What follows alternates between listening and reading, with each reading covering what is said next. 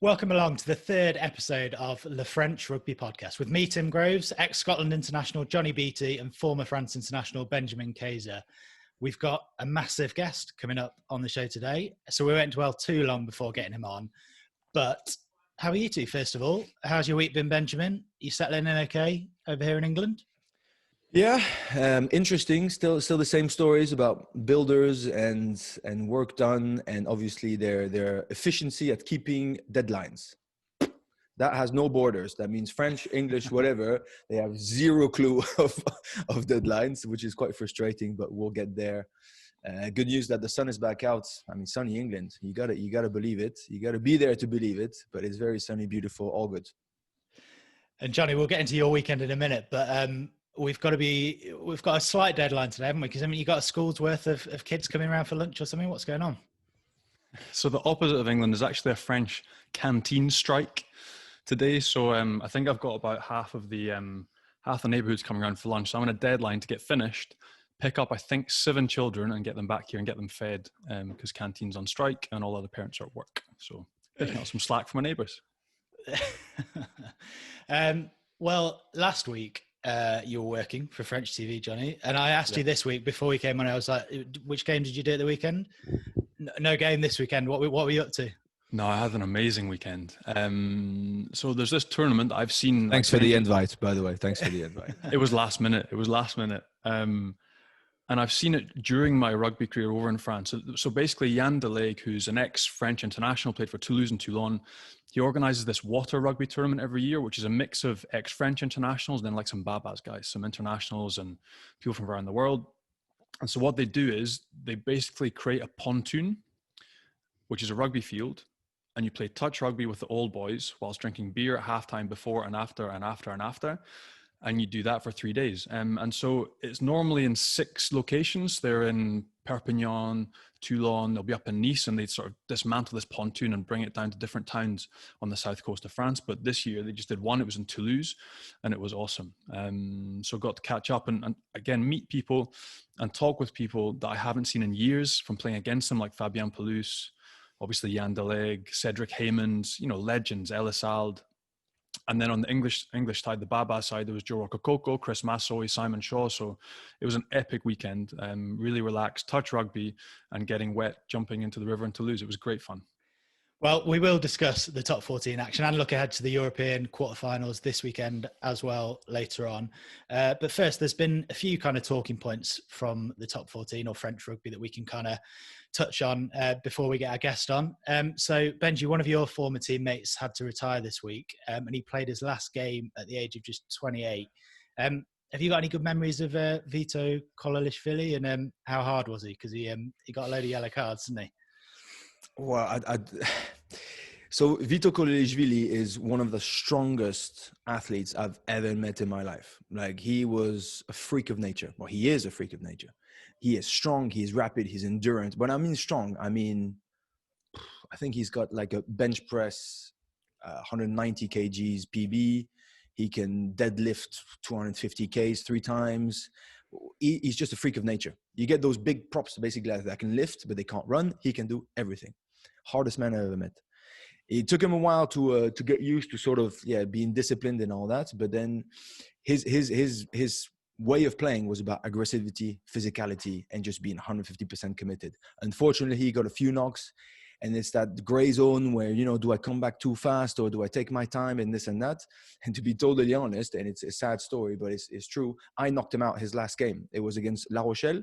We both went, because I was basically halfback. So he's not that tough, is he? I mean, but I was halfback, and the guy, it's the typical thing. A guy runs between him and I. We both try to tackle him. Our heads swing around, bang. But I catch him right on the edge. Whereas me, it was like, I can't even remember. And poor thing, he just never came back.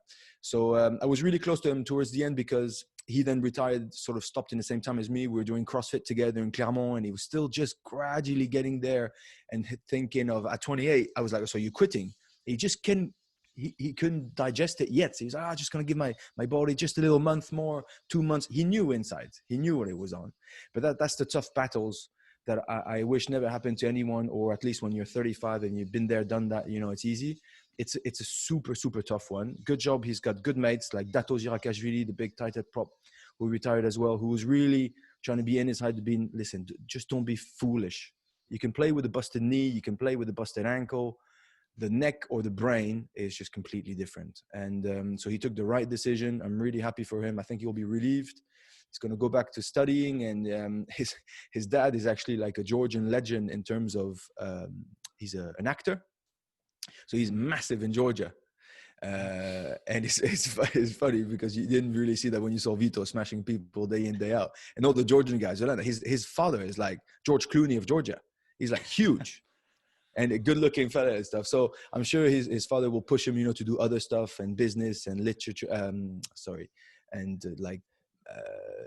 more sort of literature or poetry, or he's into that.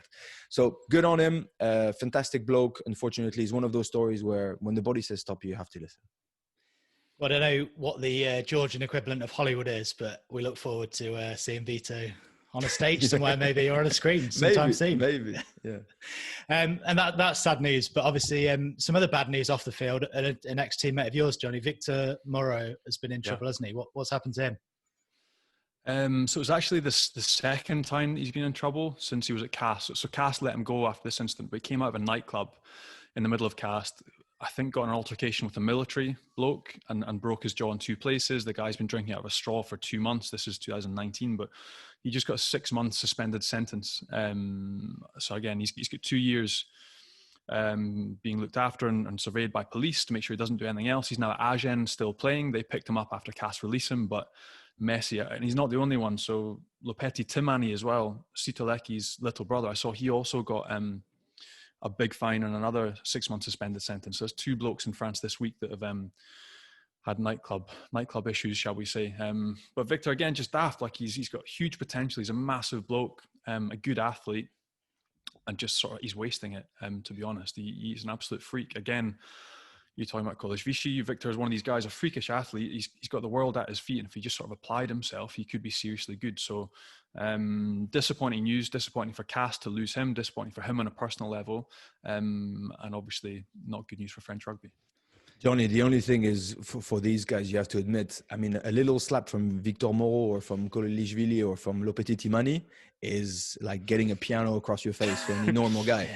So it's tough. It really is tough because you're not treated like everybody else, but you have to because they're so big and so sort of lethal. They have like weapons in their hands and in their guns that unfortunately you have to tell them you cannot behave like everybody else. You cannot go out and act something stupid. You don't think, the consequences can be absolutely ginormous and they have to be tough. And just for those who weren't completely sure who Victor Kolelishvili was, he's the guy that pushed Wayne Barnes when we played against Ospreys out of the line.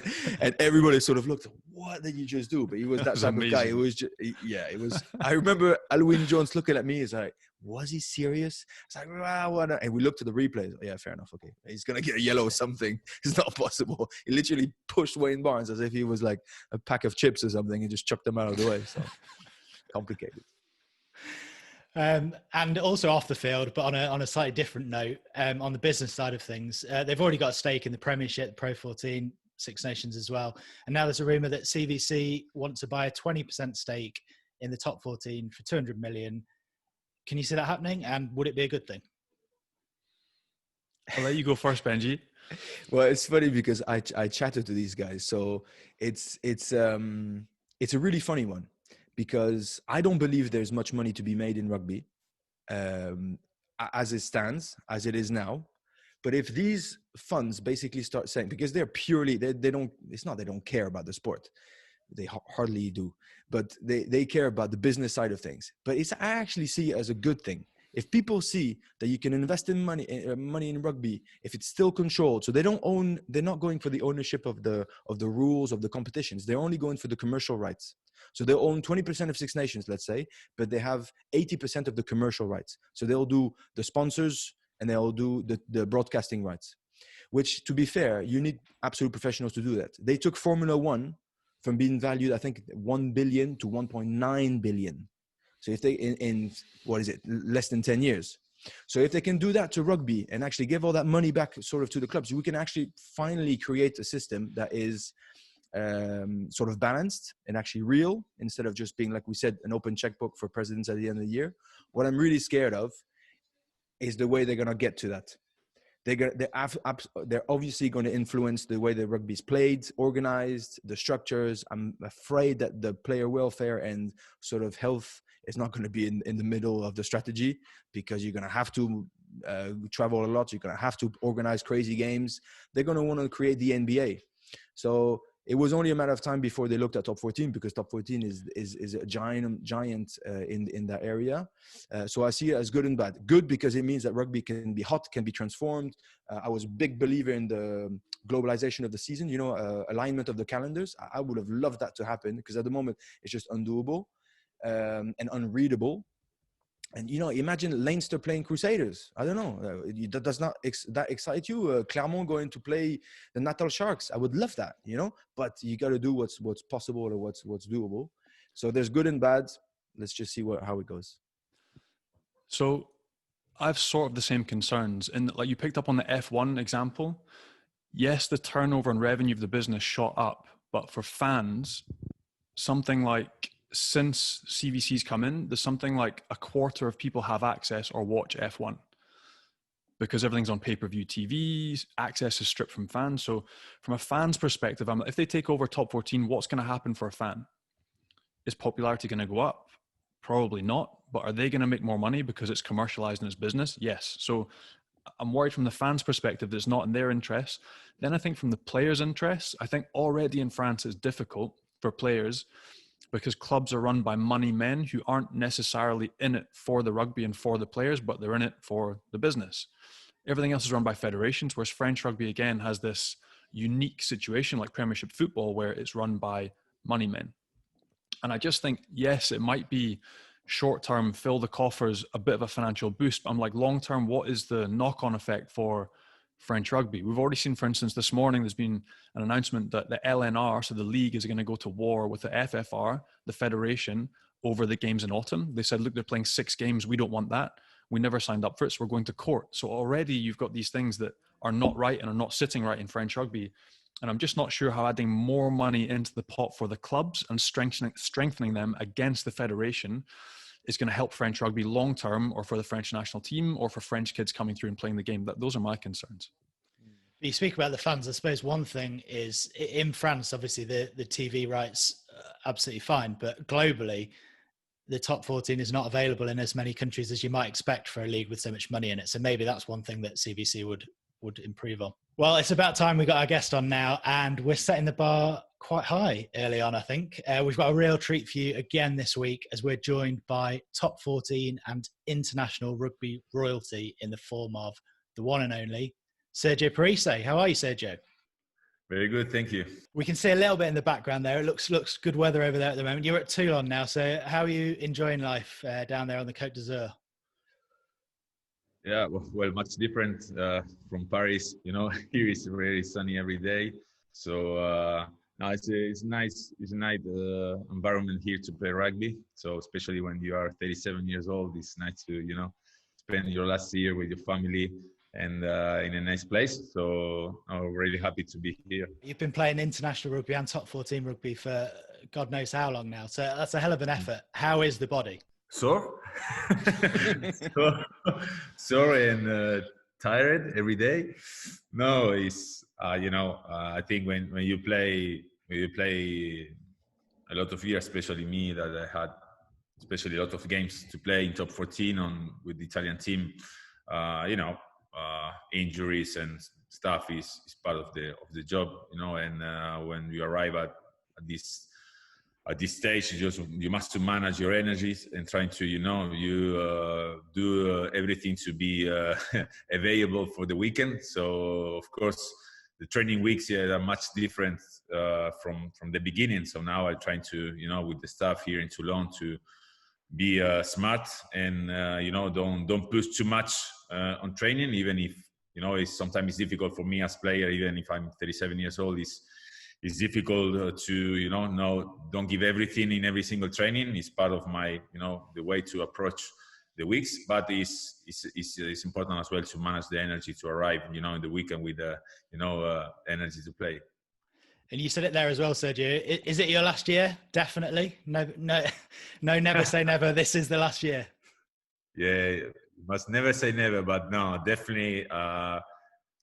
Normally last year was supposed to be the last one, but obviously have this big issue that everyone trying to to approach. That's coronavirus may have a big impact in all sense. Not just for me in rugby, my career, but in the in terms of our habits.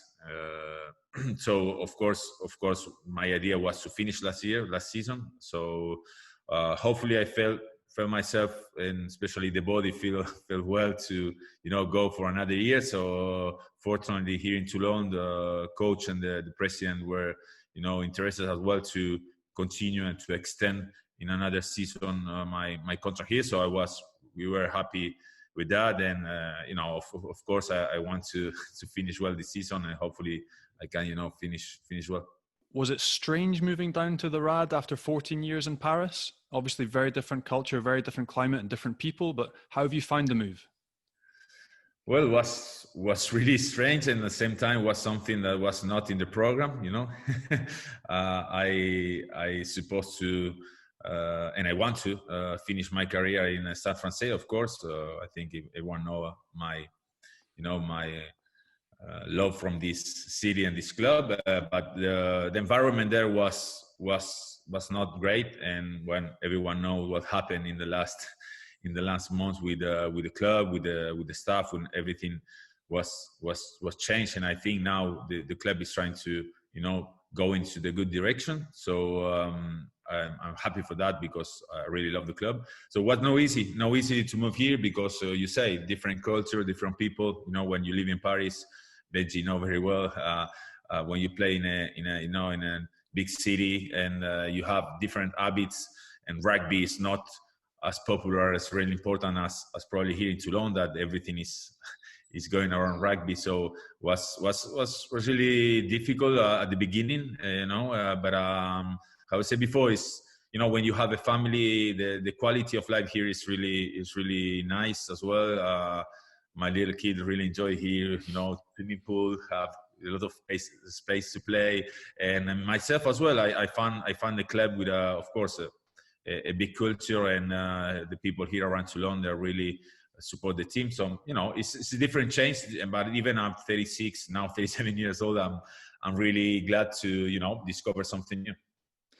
Just give us an insight, Sergio, into what changed at Stade Francais, because obviously you're there for 14 seasons, an absolute legend at the club. Was it more on the coaching side what changed with Heine Kamara, or was it behind the scenes with Hans-Peter Wild? Just give us an insight. Well, it's going to take a long time to explain very well what's happened, because it was a long process. But I try to make it simple. I'm a kind of player that I every time I share my views with the coaches, with the club, with the dirigents. I'm known as well that I have a long career in Stade Francais, and all my decisions that I make in my life, and the decision of where to play for a lot of years in Stade Francais club, who I have the chance to have two top 14 titles, one Challenge Cup, but we spend a lot of difficult years, and I promise I can leave Stade Francais many times in the past, and maybe go into another clubs and have other titles, or winning more games that I do in the last 15 years in Stade Francais. But for me, playing for the club was more than just winning titles. It's important to when you put the jersey, you represent your club, and that's what I felt every time that I put the Stade Francais jersey. And things changed, of course, when I write Hans-Peter Wild, that is someone who is discovered rugby as well, was owner of a club with a big culture, a big history as well, and Heine Kamara arrived with the new staff, and definitely for him was no easy as well to manage a club. He didn't really know the French championships as well. He have a lot of difficulty with the language, and as well for the Latin players, Latin people as French or Latin, when you don't have a good communication with the coaches and coaching staff, is difficult. So I don't gonna go into the detail, but in fact, I have another year in Stade Francais, and I say for me, it's not. I just share my views with the coach, with the club. I say for me, it's impossible to success working like that, and every single people take the decision in that case. So I say I don't want to finish my career just be involved in my club, but in a bad environment, So I prefer to live, to be honest with my teammate, with the club.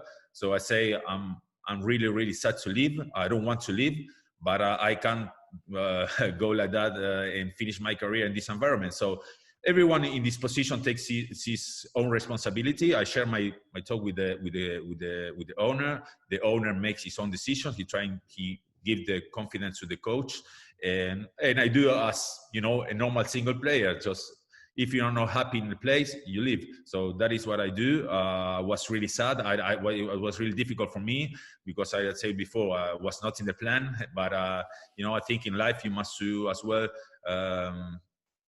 Take responsibility, and sometimes you must take the decision that probably they're not the decision of what do you want to take. But I don't want to force the things, and especially I don't want to play.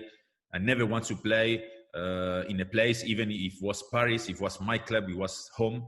I don't want to play in an environment that I don't felt comfortable, and I don't felt this, people work with honesty around you. So was not a good environment to finish my career. So I share my views, what I say, and and after what you saw what happened in the last month was something that I unfortunately expect that will happen.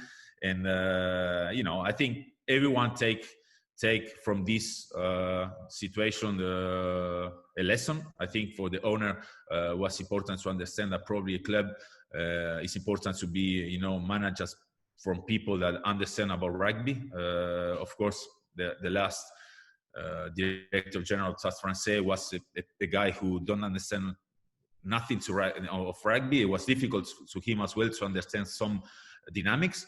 So things changed in Stade Francais. So I'm happy the club start well and they win their first game against Castres. So hopefully for them they have a good season. And for me it's really good to be here and discover something new and finish my career hopefully with some title here in Toulon.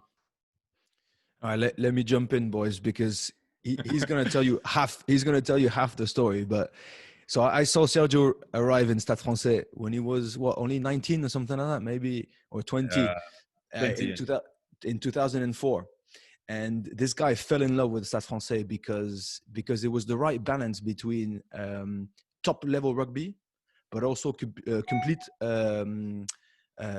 lack of basically of central focus around rugby. He's a curious guy who wants to do other things, who wants to be able to discover other things. And so he fell in love with that culture of rugby in Stade Francais, where they promote that. They want you to be different. They want you to be edgy. They want you to cultivate a certain passion of we're not like any other club. And that's what he fell in love with. And that's why, well, if you link that with the playing quality, then obviously you become a club legend. But so he fell in love with the idea that we are men in the middle of this group. And if you break the men's spirit in the middle, then you break the club. And so we had highs and lows, like he said. In 2007, we won together. 2015, he beat me, so I hated him for a while. But they touched that core thing, which is they touched the humans in the middle. And so he can't really tell you, but when you get Hanneke Meyer who walks in and the first thing he says is, you guys are not fit enough. Well, that's a bit of an easy conclusion. You guys are not fit enough. Just try to actually get what's top 14. What is it to play away? What is it to play at home? What does Paris mean? What does Stade Francais culture mean? Why did Sergio fall in love with Stade Francais 10 years ago? These are the type of conversation that you should be having instead of telling me, not fit enough. Go back to the drawing board. And like I said, they could see the storm was coming. There was just a problem of fit. It just wasn't, he was killing it from the inside. So I'm not saying only Hanneke, the whole organization was basically killing it from the inside. And so he had to go. So I've got two questions for you. The first one, Sergio, is that I heard, because when you were in Stade Francais, what I felt was that not only did you have to play, but you had to be the captain. Then you had to be the best every week. And then every Friday, you had to speak to the president about this, about that. That was heavy. That was much more than a single player should be asked to do. And so that's one of the reasons that sort of pushed him to be like, listen, this is just not fit for me. And when you got to Toulon, I heard that there was a 25-year-old Sergio Parise that rocked up in Toulon. He's got a big smile on his face, who's always chatting, giving banter, like the Sergio that I knew when you arrived in Paris, basically. And that's why because they just ask you to be a player. That's it.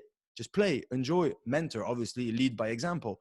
But don't do that. And so that's my first question. The second question is, we talk about Hanneke Meyer, but now it's Gonzalo Quesada, who's in Stade Francais, who I knew that you got along really well. So does that mean that when you finish at the end of the year, are you going back to Paris to be part of the coaching staff? Oof. Boom. Oof. Bam. Big questions.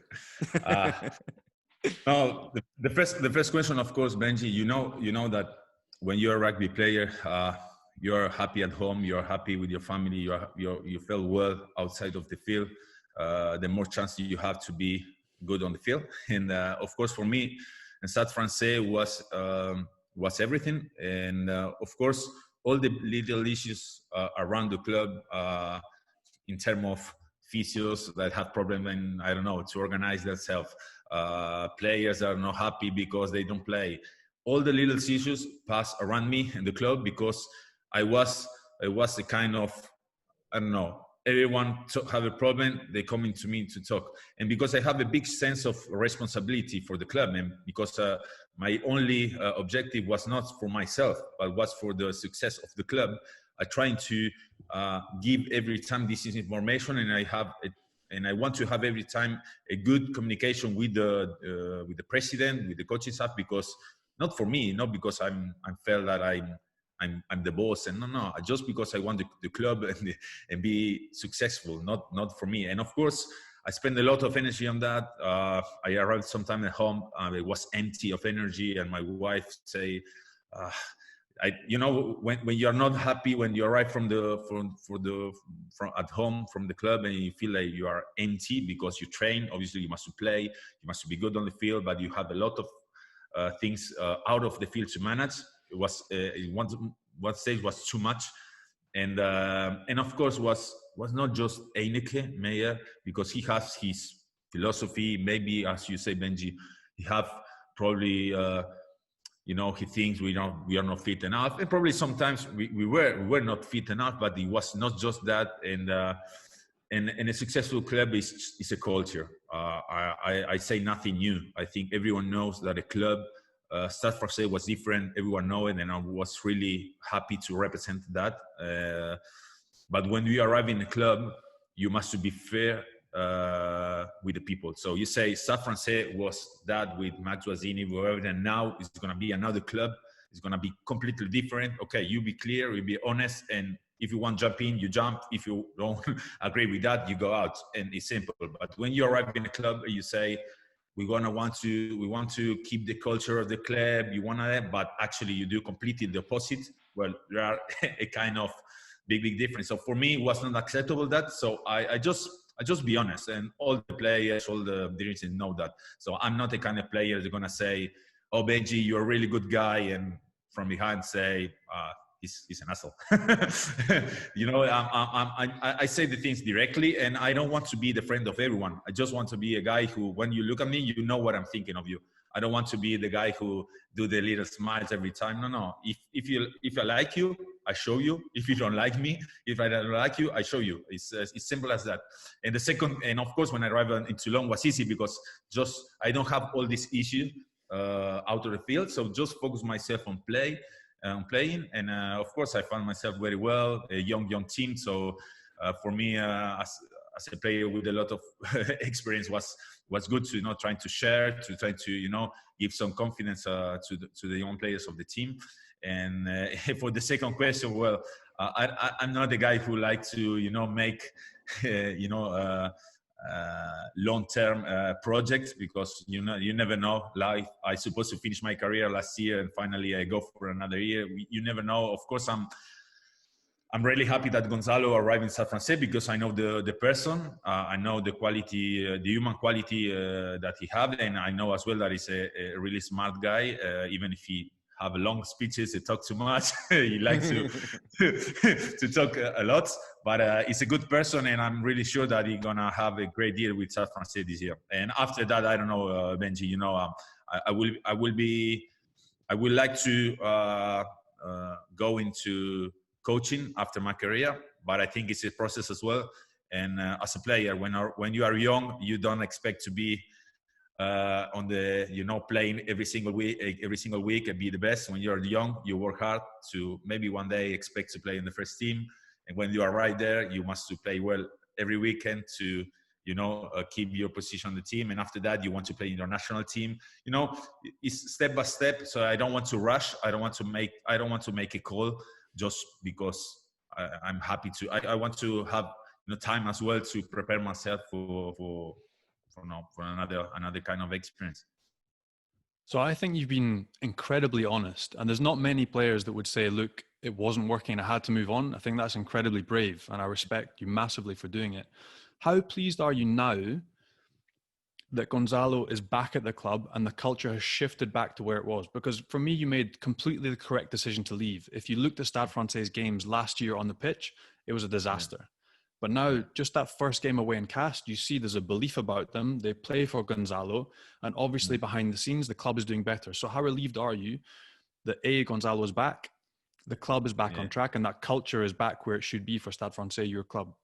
I'm really proud, and especially I don't have any regrets about my decision to leave. Even if I knew I have another year contract, I have another option as well. Just shut up, stay there, wait, and things gonna be bam, and things can happen. But for me, was first no fair for myself. Second, I don't know if the owner Hans Peter will change his opinion about everything, or if he's gonna continue. So I can put my career, for the respect that I have to myself and on my career, I can't accept that. So of course was something that I knew that gonna happen. So happy that the club now is changing, and it was no really difficult to shift a little bit. Of course, Thomas Lombard, he knows Stade Francais, he knows the Rugby Championship, he knows, and I talked with him as well. He knows what's happening in the club. Gonzalo knows really, really well the culture of the club, and it's a shame because the club lost 1.5 years, and they had really close last year, maybe without the coronavirus, probably playing for going in Pro D2. So was difficult moments, but now you see that sometimes to change a little bit you put the players in a good environment, you put the players with people around you who is honest, and Gonzalo was the perfect person for Stade Francais, especially what happened in the club in the last 1.5 years. So of course, Stade Francais now with Gonzalo, he know the players, he know the club, he know the culture of the club. So the shift for me was not very difficult. So I was impressed for the winning against Cast, because they had a lot of problem with the COVID. But I'm sure that this year Stade Francais is gonna be fighting, for being the top 6. I'm sure of that, and of course I hope, because I love the club. And we've spoken a lot about Hans-Peter Wild and about maybe what happened towards the end of your time there, Sergio. But I just want to rewind to the start, to his predecessor as well, because we've spoken on here, and Benji's spoken about Max Guzzini, and you mentioned him there as well. So what was your relationship like with him? Presumably it was better, and he seems like quite a colourful character. So have you got any kind of memories and stories you can share of Max? Yeah, there are some stories that we can share, but no, of course. Well, Max was was my president in Stade Francais. He's still a friend, still have contact with him, and was someone a nice person. It's difficult to trying to describe a little bit Max, because people from the exterior have just an image of maybe probably a president a little bit eccentric. He do things that any president in the world do in a rugby club. He changed a little bit the view from the people about rugby. Really sport just for men's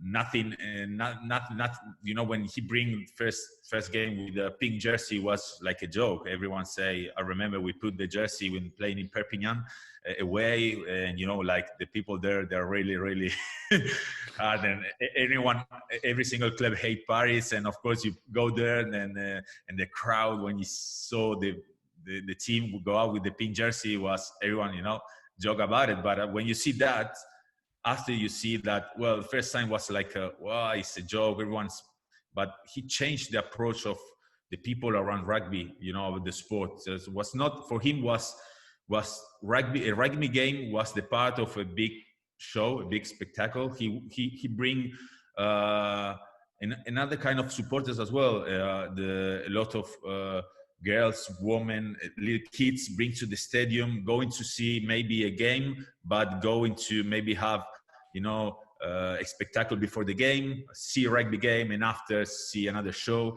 and, make games. We play like with 80,000 people for just a simple game of top 14 in Stade de France, plenty of time against Toulouse, Clermont, Toulon, and as a player, it's something that I was really lucky to live that, and was for Max. And he trying to, he have a really close relationship with the player as well. You felt that he loved the club. His player were like his, his little kids. He loved his player, and of course there are a lot of funny things to share, and all the funny things that happen, and Benji very well. But the things when you are a player and you have a president that is involved 100%, and he show you your frustration, he show you when he's happy, he show when the things going well, the things going bad, but every time he's there. And Max was that. He left the club. The club was everything for him, and I was really sad when he must to leave the club. And Thomas Savard was the owner at the time. I think it was 2013 or 14. I don't remember well. So it was a difficult moment for him. It was a big shock. So I was really close to him, because probably he don't say too much publicly, but it was a big impact on his life, because Stade Francais was everything for him. But I'm still a big friend, and definitely a best president I had definitely in all my life. And those colourful stories about Max, we maybe can't tell. Max isn't here to reply, but Benji's here. He was there at the time. So have you got any stories on Benji? Can we embarrass him? Anything you can tell us?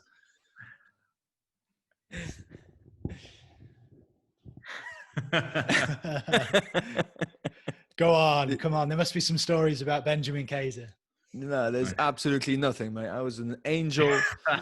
And the only thing, he can't say it because he became a little bit bitter when I started playing back row. There were so many injuries that basically they had to chuck me in the back row. I promise you, it was hilarious. The best moment in my life is when they picked me to jump in the line out over Mauro Bergamasco, who was another Italian flanker next to him. That was the biggest humiliation for him, poor thing. But it was those little things. Now, I've got a story to sum up Sergio, the way that he backs talent with sort of a big set of balls. Let's face it. So we spoke about Fabien in the previous podcast, Sergio, about I think we share the same sort of view on him. Brilliant coach, huge brain, strategic genius. Human-wise, a bit more complicated, to the point where he actually decided to put Sergio Parise in 2007 on the bench for the semi. No, you weren't even on the bench for the semi. You were on for the final. And you came in for the final. No, even on the 23 on the semi.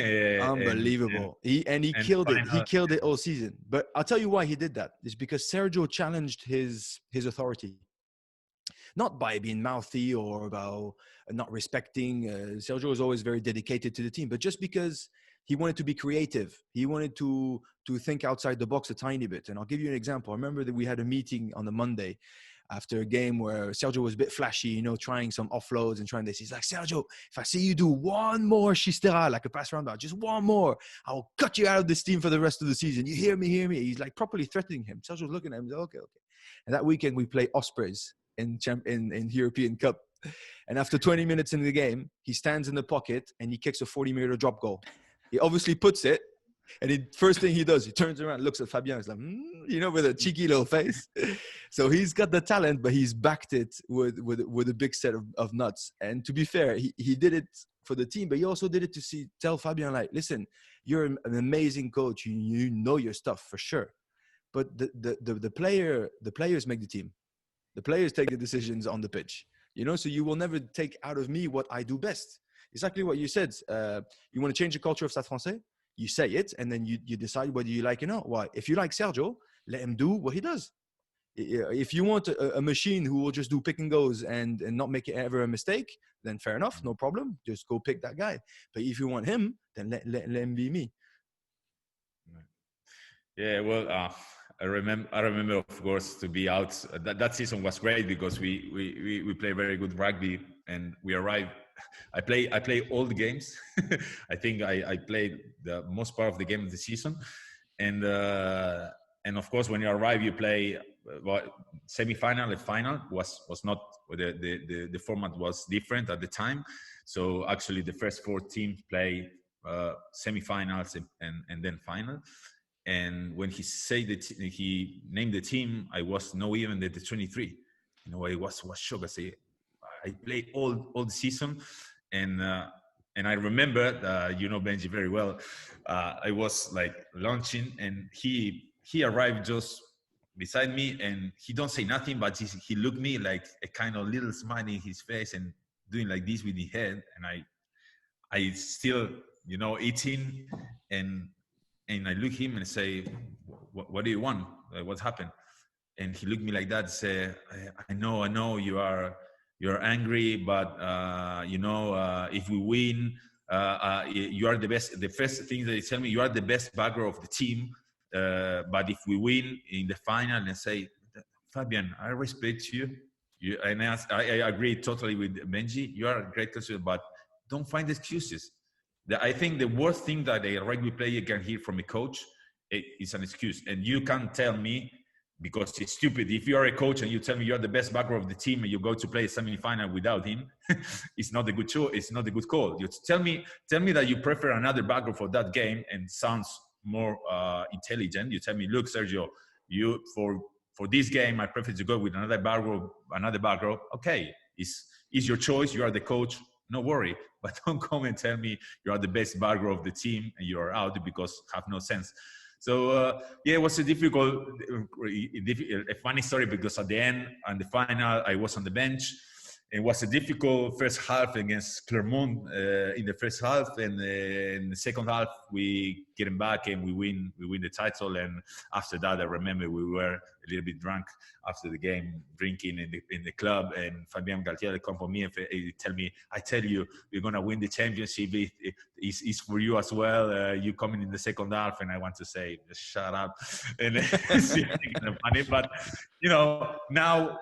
With the time, I remember like a funny story or something different. But when you are a player, I think that the best thing, especially when you have, I have plenty of coaches in my life in Italy, in Stade Francais a lot. You're trying to take the better of everyone, and of course, for Fabien, definitely one of the best coaches that I have. Technically, definitely not from the human point of view, and definitely no probably the best coach to manage a team in the long term in the club. So definitely coaching a national team, I think, is the perfect situation for him. And just while we're on coaches, I suppose we've spoken about Heineken Meyer. He maybe wouldn't be up there. We've spoken about Fabien, who would in one respect and not in another. Patrice Colazo at the moment, what's your relationship like with him? What's he like as a coach? Because he looks like obviously a very passionate guy on the touchline, but yeah, what's he like as a coach? Yeah, a lot of passion, and I think he's someone who is going 100% on the human point of view, and especially in the emotion. He really loves his player. He's really close of the players. But at the same time, he's really on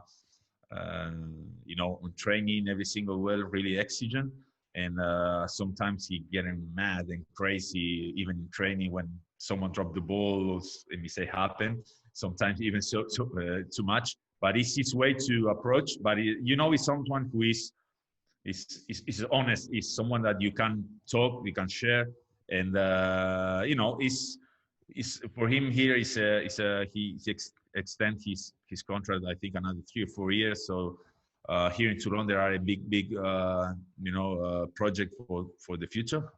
Obviously I'm not involved in because this year, but there are a lot of young players, a big centers who's going to be available in a few weeks, and obviously Patrice have not a big coaching staff because you have just two coaches with him. Julien Dupuis, who is a big friend. We spent a lot of years playing together in Paris, who is working with the backs, and Dasal Martini, who is a French guy who is working. He worked with France under 20, and he's working with the forwards. So and Alexandre Marco, who is Benji know very well, who is conditioner. Conditioning coach, sorry, who is there. So I feel well. For me, it's important as well I had a really honest discussion with Patrice before coming to Toulon, and he told me that he don't want to pick me to the club at the beginning, but because the situation was a little bit different, particular, special, because I leave Stade Francais at the end of the season, and I just come into Toulon, not for for big contract, but coming here to have another year and play. And I say, look, I come in here to just an extra player. I don't come in here to be a star or whatever. I just come in to work, to bring something to the team, and to try to achieve the objective of the team. So we have a nice conversation, and I think he's happy on his decision. I'm happy as well to be here. So I'm happy to work with him. On that note, Sergio, obviously Patrice has taken you down to Toulon. Over the course of your career, there've obviously been lots of contracts, lots of negotiations. It always intrigues me. Have you looked at Pro 14, Premiership, Japan, Super Rugby? Which other different competitions would you have liked to have played in? And who did you have the most contact with over the years in your career? What teams piqued your interest, and who could have tempted you out of France? Yeah. Well, I found myself in end of contract a few times during this last 20 years. So of course I have many contracts at the end of my career in the last 3-4 years, a lot with Japan, which obviously everyone know really important from the economic point of view, big proposed, but was for me no even an option, because I want to play in a good environment. Especially I don't want to make options and decisions just by money. I'm really great because I had all my career in Stade Francais. I have good contracts in the club. Even if I must to, if I would like to win more money, I don't play in Stade Francais all this year. I maybe jump to England or even Japan. I have a few contact with at the time with Bath, Saracens many times, another club in Toulon, in France, like Clermont a few times, and Toulon as well when Mourad Boudjelal was on the club. And I'm the only I were really close to going to Stormers in 2008 or 9. I don't remember. Was in the time was the same year when Max Rosini say, and we find during the week, during the holidays, say, look, there are a problem. Probably Stade Francais, we don't want to have the money to to go into the next season. So I found myself in the middle of the holidays with the possibility to don't have a club. So I have a contact with the Stormers during the holidays. It was just a 1-year contract, so just to money was nothing, and it was just the experience to play Super Rugby. So definitely the only competition that I were curious to maybe play was Super Rugby. So After I have a huge respect for the Premiership, and of course, I think, and I have a lot of friends who play the competition, and definitely Benji as well, and big clubs. And so I know that probably will be for my career and a good experience to live. But I have no regrets about my choices.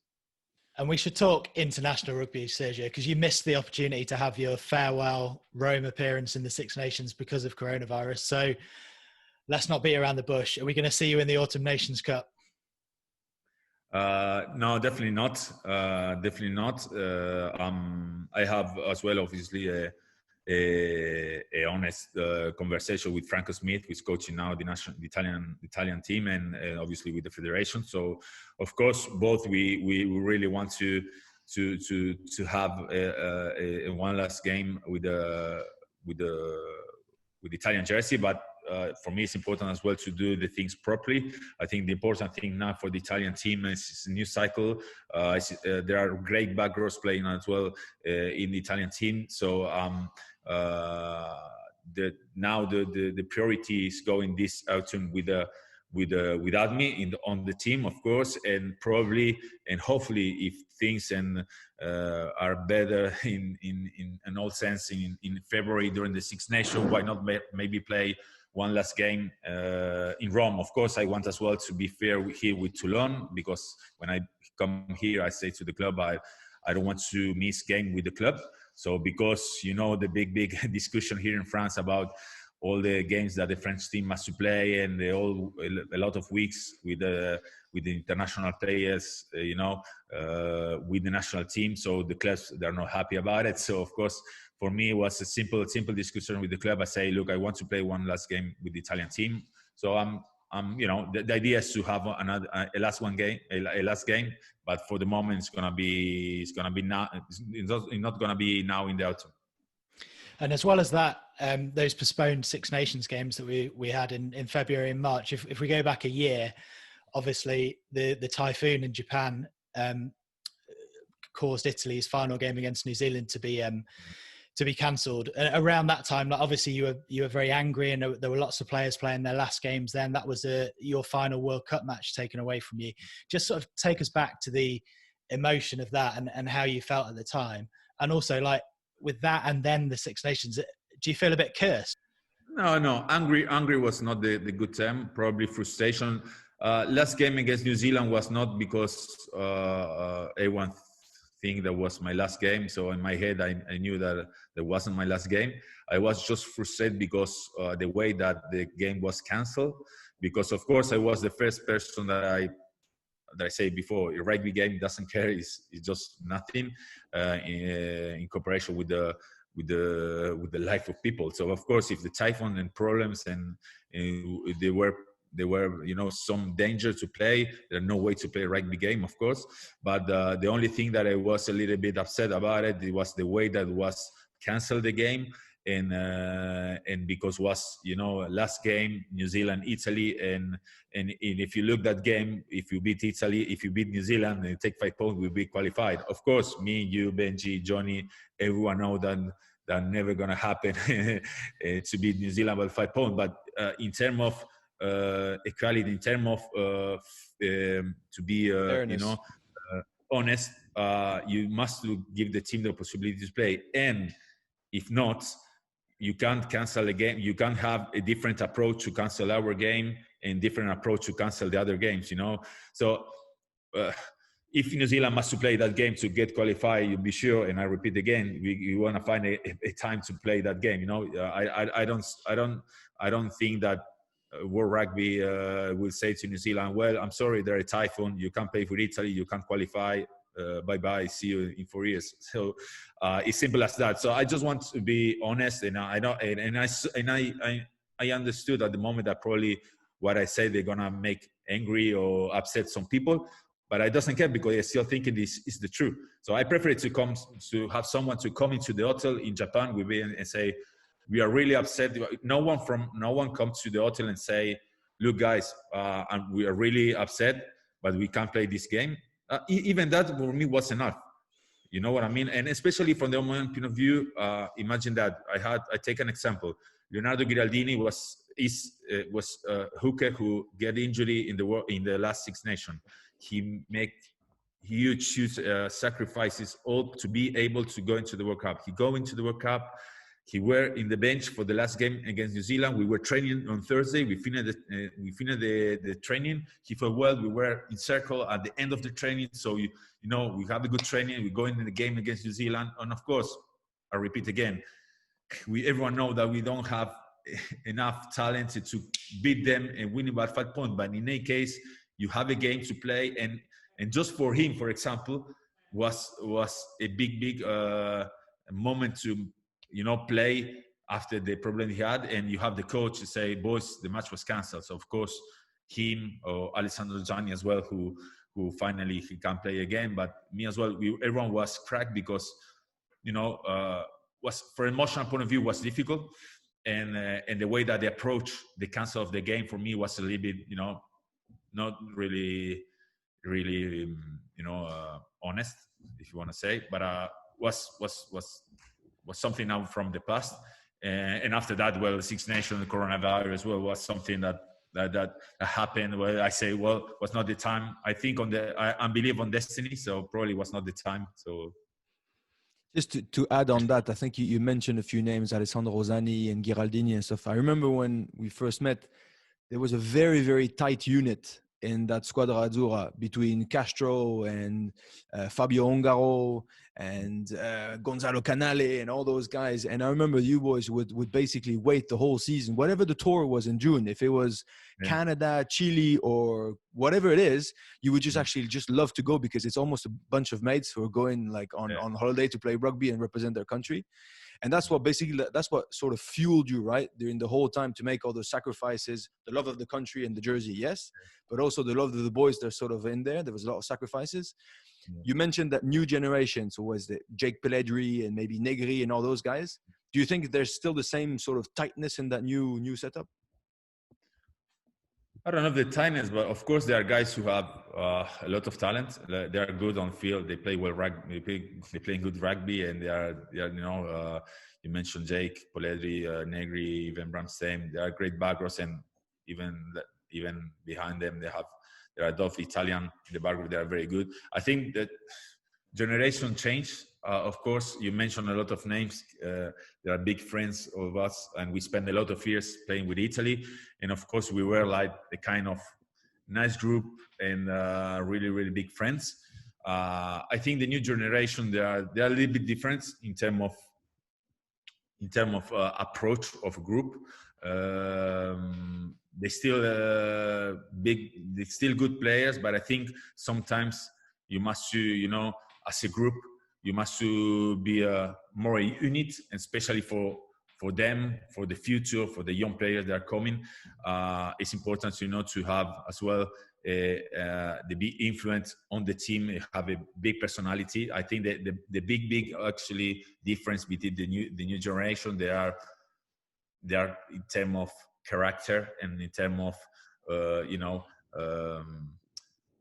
It's a big for me. It's a big discussion, but because it's a question that I had a lot about what is the big difference. And sometimes if I say that, it sounds like look, the old guy who thinks that before everything was better and now everything is shit. It's not the case. But I just say that you must understood that before, when we start playing, maybe Benji or Johnny, that the kind of sacrifice you make to arrive in a place, when you arrive. You must win everything little things. When you're training, you must win the respect for the old guys of the team. And now the new generation coming and jumping and say, well, we arrive, I'm here, and me and you, we are on the same page. And you know what I mean. So it's not easy to explain. It's not, the new generation is living in a world who is different. When we started, we don't have the same influence that Facebook, Twitter, Instagram had. Some players who finish the game and jumping on their phones and looking if there are a picture of him on Instagram and they find some comments or bad comment on him. So when we started, we just be scared to go in Monday on the video and see a coach just going on play and coming back, and seeing if you're getting a mistake. now when And the first thing you would grab in the change room was a beer. It wasn't your phone to actually check social media. Hey, to be fair, I don't think any young back row in Toulon thinks he's Sergio Parise when he rocks up at 20, even at 21 or whatever, when he rocks up in the shirt. There's still a difference. There's still a massive gap. I don't know, but of course, back into the question, of course, that in Italy, we have a background with a lot of talent. I think they need as well to understand that working hard is just a part of the job. And I think to achieve big results as well, you must have a group who is like a unit. And emotion for us as Latin, and I talk with Italian, I think for the French is like the same. You must have something more than just talent and good skills. And I think Italy now is starting a new cycle. And I hope that these guys, they come in like a unit and they can build, for the future. I want to touch again on that old group of core players. So Castro, yourself, Canali, Bergomasco brothers, legends now. But captaining that side and leading it through the past 20 years, how proud are you now when you look back of how far the Italian Federation, the Italian team has come? Yeah, I'm really proud. And of course, when I started captain the team, I was 24 years old, was in 2008. And I have players from like Alessandro Troncon, Perugini, or all guys, from 30, 32 years old. So when you're captain at 24 years old, this was no easy. But in some stage, I think it was easy for me to have them beside me because they helped me a lot. Marco Bozzolami as well. A lot of guys who, they are legends for the Italian rugby. They had great careers. So for me, was the thing was easy. That wasn't just teammates on the national team. They was friends. They were friends. They're still friends. And we had games together, camps, matches in Six Nations, as Benji say, tours in USA, South Africa, whatever. And we spend a lot of great time outside of the field. And when we go into the field, we had a kind of, between us was something that were more than just teammates.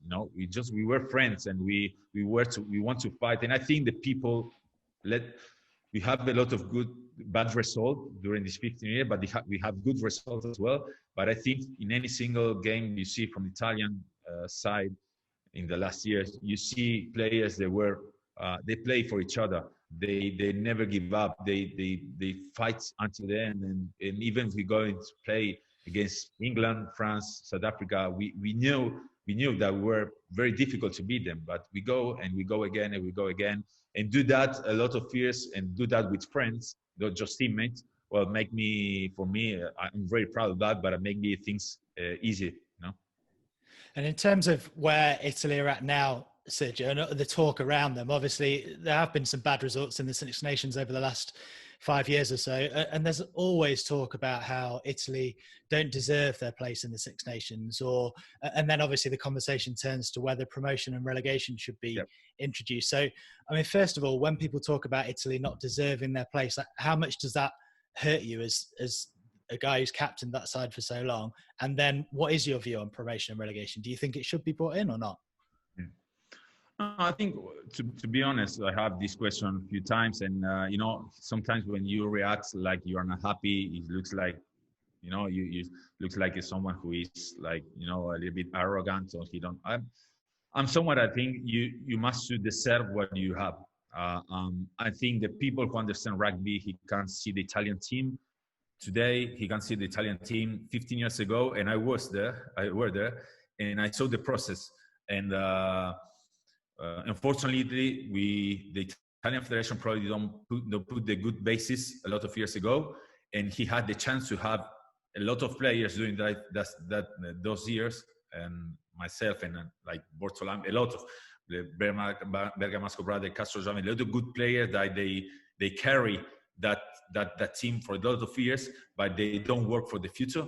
And of course, Italy jumped in 2002, I think, or 2001 in the Six Nations, not just because they had an invitation to say come and to play. The team at that time, they beat France, they beat Ireland, they beat the team, and they have they have the credibility to jump in the Six Nations. First game against Scotland, winning in Rome. During the years, we had the good winnings against Scotland a few times, France 2 times, Wales, Ireland. Obviously, we don't have the continuity. We have the last 5 years we don't winning games in Six Nations, and of course, it's normal that people ask if we deserve or if another nation must to jump in the Six Nation. Obviously, it's not something that is make me feel happy to understand, but I can understand that the question about our to Italy to get involved in the Six Nation. I'm think that Italy deserves to be in the tournament. I think that the other team that deserve to have the opportunity to play against big team. We make a take example. Everyone talk a lot about Georgia, how they progress a lot, and this is a nation that actually do a lot of progress. And as well, I think that they must to have a good, it's like Argentina. Argentina was in a place that he must to jump in a big competition, but he can't go into the Six Nation, but they still, losing with Australia, South Africa, New Zealand, and finally they shock big teams. They beat England, they go and beat Australia, South Africa. Say, well, Argentina decides to go in the competition. They go in the Four Nation, and they since that they have a lot. They progress a lot, and in the first 2-3 years in the Four Nation for them was really difficult. So in the same say for Georgia, I think they deserve to play often against us, as we happened 2 or 3 years ago in Florence. They must play against Wales, Scotland, and big teams to progress. And when they're gonna show they can be able to beat that team, probably they're gonna have the credibility to jump.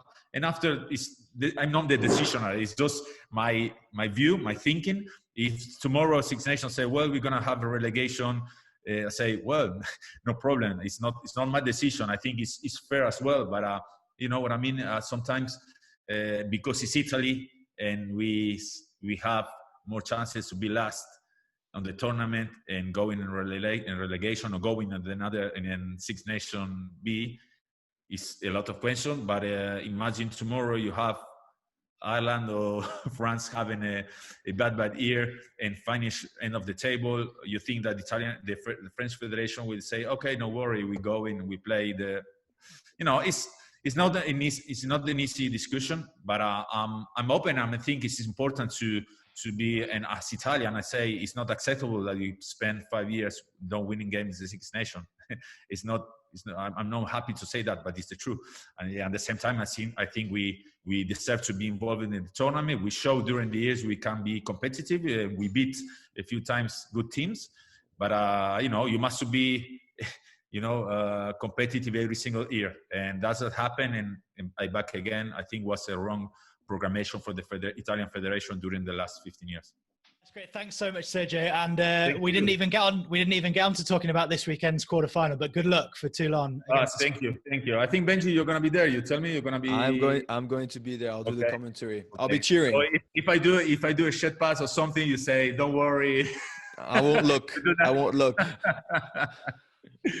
Thank you, Johnny. Nice to see you again. You too, mate. Thanks a lot, Sergio. Thank you, Sergio. See you. Thank you too. Bye. I think he can speak English, right? Turns out he's pretty fluent. Well, he can speak really well. I did not know that.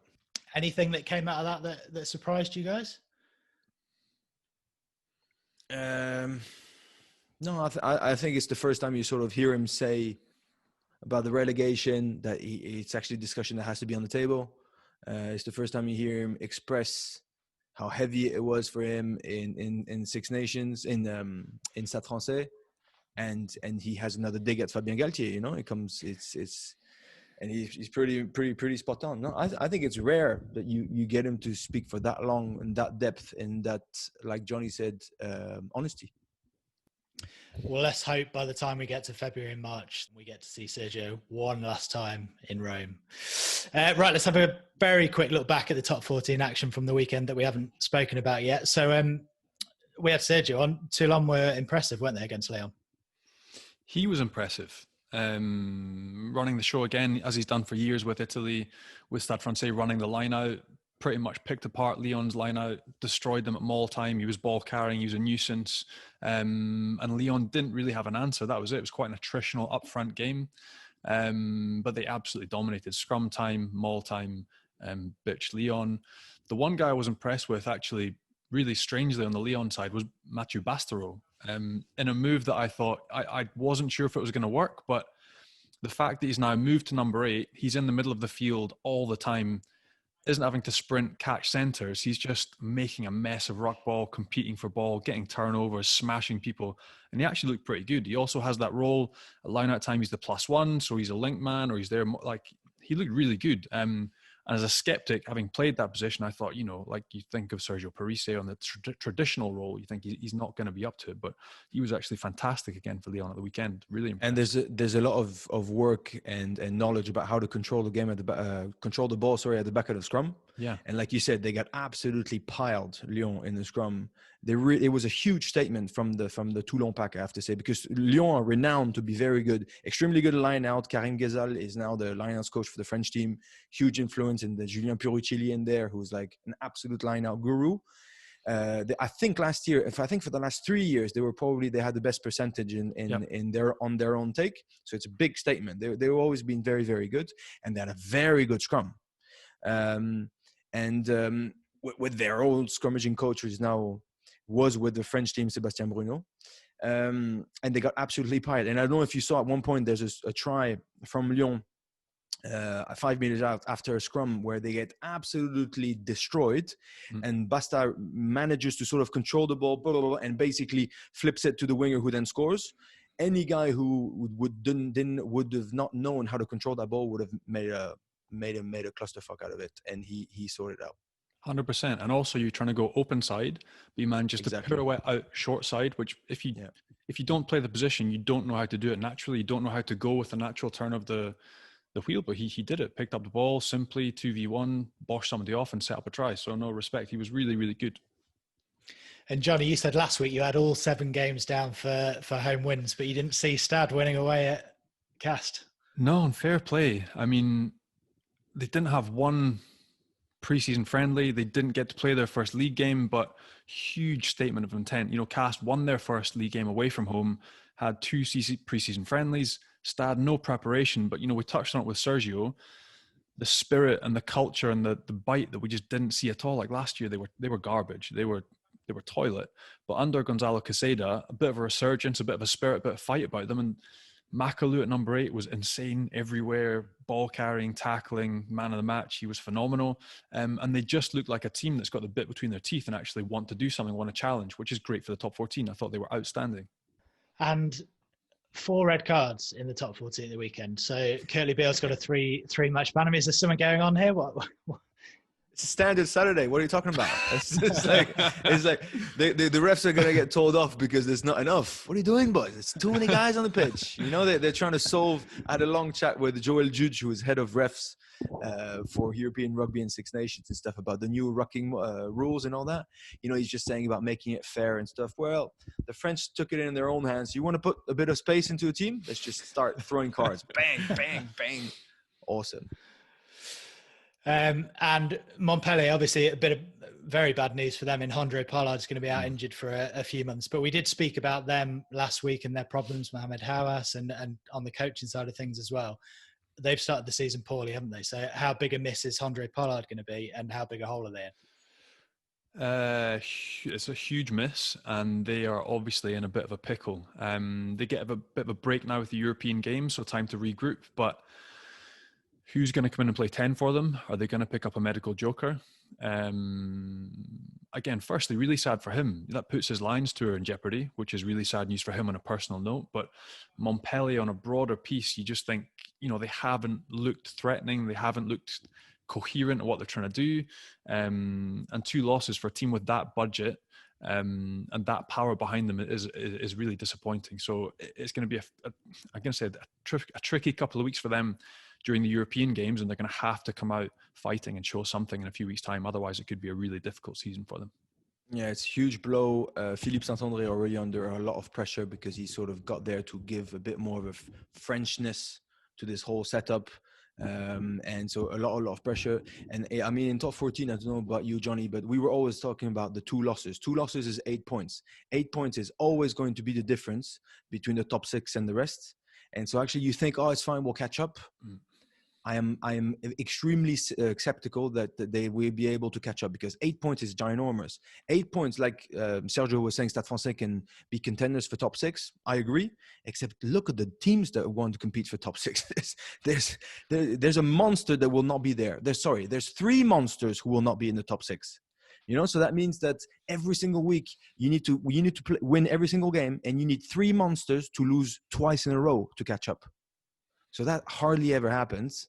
And so when you do 50-50, it's okay. But that's why when you win away, you need to win at home so that you double up. Otherwise, it's useless. And so losing twice, I think it's hugely problematic. Yeah. Racing looked good though, didn't they? And that's kind of thrown ahead to this weekend's Champions Cup quarterfinals as well. But I just want to touch on Finn Russell. I mean, it looks like he never went away over lockdown, apart from maybe the rig looks a little bit worse. I don't know. But apart from that, I mean, he's got to be the form 10 in Europe, hasn't he? Right. If he went to Dubai after getting chucked out of the Scotland team, I'm telling you, during lockdown, he did 3 times around the world for sure. He was in the Caribbean somewhere. I don't know. He clearly doesn't care. But I mean, he's on fire. Maybe we'll speak about it after. But I'm very worried for Clermont this weekend, who do not show the same form without the crowd as well. It just got announced they went from 10,000 back to 5,000. I'm worried. I don't know what you think, Johnny. Yeah, firstly, Finn, the Muscle Russell, as he was known back home. I just watching him is an absolute joy at the minute. It seems like his rugby IQ and the time that he has on the ball and picking out his options, his decision making, all of it is awesome. And that's it. With him powering, and then you've got Kirtley, Beale, Vakatawa, Zibo outside him, a pack that's going forward. You said form in Europe, but in the world right now, for me, there's not many people on his level, and he's just outstanding to watch week in, week out. He drives Racing around the pitch, picks out the right people, the right timing, and he's a gem for them. He's been phenomenal. So come on then, Benjamin. First of all, what happened to Clermont at Bayonne, and who's going to win? Clermont, Racing this weekend. How do they beat them? So number one, what happened in Bayonne is that they got opposed to a team who had more spirit than them, which is a very, very big problem, because that's what Franck Azema said after the game. That was basically his conclusion. You can win, you can lose, no problem. You can make mistakes. But if you don't want to fight more than your opposition, it's going to be very problematic. And he says only 2 games in to then be talking about lack of involvement and commitment is very, very worrying. So what happened is that they were the dominant team. Honestly, they physically they were much better. But the first Bayonne try, just to sum up the game for you, it comes in after 5 or 10 minutes of play.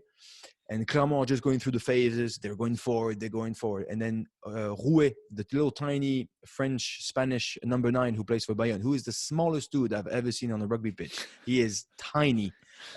He's a tiny little pickle. And he first he jumps on Morgan Parra just to the edge, spills the ball, and then he helps to counter-ruck, catch the ball again, and they play in the blind side, and they score an amazing try. So they were clearly more up fit than Clermont, who ended up leading, I think, 19-7 around the 60th minute, and lose the game 21-19. So it's a huge win for Bayonne, very worrying for Clermont. After last week, 2 men down, Toulouse still put them under pressure, could have won on the last minute. I was like, all right, Toulouse are very, very good, so you got to be careful, and it's the start of it. And Clermont had a few injuries. I'm just scared because Racing are hot. The one thing that could have helped Clermont is full pack stadium. We're going to go and destroy them. You get that extra edge and stuff. 5,000 people. It's going to be amazing. It's better than nothing. It's bigger than us. Okay, I get it. But it's still not the same. To a point where, and it's knockout rugby. So I am very worried. I think it will be a tight game, and Racing show or pose a huge threat for Saturday. Again, though, mate, they still can't defend them all. Like, it pickles my mind. They got absolutely shafted by Toulouse, 2 men short at maul time, and then against Bayonne, 2 soft pushover tries in the corner. Like, it just, I don't know. It was just proves you how much I used to do, right? Exactly, they're missing you. They're missing you, mate. I was the one organizing on the side. Get in there, come on, harder. Yeah, but not doing anything. It just, it screws my mind. Also, when you think of the quality and the depth and the money that's behind the per player in that Clermont side versus the Bayonne side, again, we talk about it heaps in France, but the spirit, the reaction, the fight. You talked about Rouet, little guy, but feisty little guy. It's just incredible that Clermont cannot snuff out Bayonne. And again, like you said, now at home, yes, but not on form. A huge game for them this weekend. It's going to be hard, very, very hard. And we haven't even spoken about Toulouse yet and just how good Cheslin Colby was again at the weekend. But are they going to have too much for Ulster? Any danger there at all? Freak of nature, Cheslin Colby. I'm telling you, he is a freak of nature. I mean, he's unbelievable. I watched their game as well. I think they were. What makes me happy is that. Optimistic for Toulouse is that I would have been worried if fitness-wise, I thought they weren't ready yet, just because Pro 14, no, maybe not Pro 14, England started before, right? But Pro 14 has pretty much have got the same number of games as them, I think. But they seemed, you just didn't know how fit they were going to be. 2 men down, last minute, they can win it in Clermont. That means they're fit. 6-day turnaround, because they played the Sunday, they played again the Saturday. 6-day turnaround, and they smoked, who was it? La Rochelle. Cheslin Colby was phenomenal. They've got a great side. They still rotated their sides. Both locks who got red cards against Clermont because it's France. Hey, only 1 week suspension and they're back in. You can't do this to us, and they're all back in. I reckon they will be much too big and much too good for Ulster. They just need to sort out a little bit their discipline that was quite poor against La Rochelle. Obviously, 2 red cards and a yellow against Clermont, so that needs to be sorted. But I think there'll be too much for Ulster. I agree. I think Toulouse absolutely 100% at home should beat Ulster. My worry for Clermont is that Racing coming and Racing could maybe sneak that one away from home. With Finn fizzing balls left, right and centre as he has been doing, I think that could be an away win for Racing. You agree, Benji, or are you going with your man? No, I don't agree on that one. I'm very worried. I'm very worried. The reality is what Johnny said, but my heart and what the heart can bring, even with only 5,000 crazy fanatic fans, I really do think that if they get their act together, they can do it. And especially, how you can sort of play on mind games. Racing came to beat us 2 years ago. Oh, was it? Yeah, 2 years ago now. 3 years ago now. When we had that crap season where the only thing that we had was that home quarter. That was the toughest season, honestly. We had 17 or 19 injuries, I think, at some point. Very, very complicated. And we just lost to Racing at home in the quarter. And I think that will be the fuel of all week blacklist payback time. And you know, Johnny, that however bad you are during the couple of weeks before, when you get in the mode of payback time, and there's quality obviously to back it up, it can make fireworks. So that's the only thing that that I'm hoping for, fingers crossed, because I do believe they can do it. But at the moment, on paper, very complicated. We will see. I'm sure we all can't wait. That's going to be one of the games of the weekend for sure, Clermont Racing. Thanks, Benji. Thanks, Johnny. And thanks to all of you for listening as well. Don't forget to hit subscribe on whatever platform you get your podcasts on. Leave us a nice review as well. And you can watch us on YouTube. And we'll be back with another episode next week. Au revoir, guys. Cheers, guys. Cheers. Au revoir.